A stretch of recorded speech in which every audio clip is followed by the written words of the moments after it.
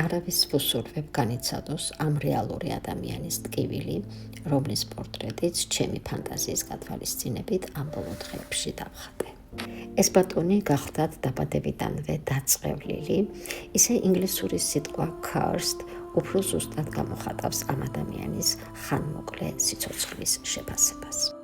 თავადაც ინგლისელი გახლდათ, დაიბადა დიუკი სან მარკესის ოჯახში, მისი სახელია ედვარდ მორდაკი ან მორდეიკი, გამოირჩეოდა არისტოკრატიული აღნაგობით, იყო უაღრესად განათლებული და ჰქონდა დიდი მუსიკალური მონაცემები.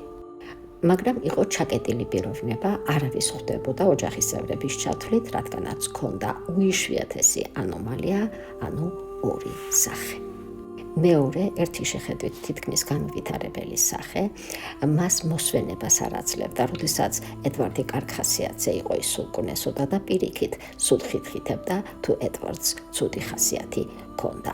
ამასთან არ აცლიდა ძილს და როგორც ედვარდი ამბობდა, მთელი ღამეები იგი მას ჯოჯოხეთში ამყოფებდა.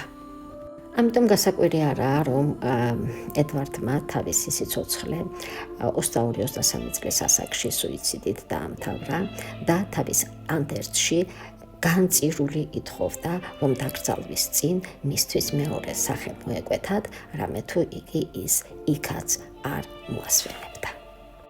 Please, I beg of you, destroy this foul face, lest it continues its dreadful whisperings in my grave.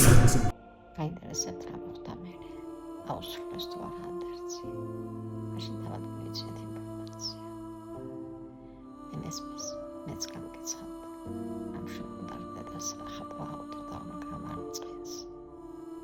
თქვენ არ იცით, რა არის გაუსაცლისი ტკივილი და ამ ტკივილში თეთრად გათენებული ღამეები და ღმერთს ვთხოვ, არც არავის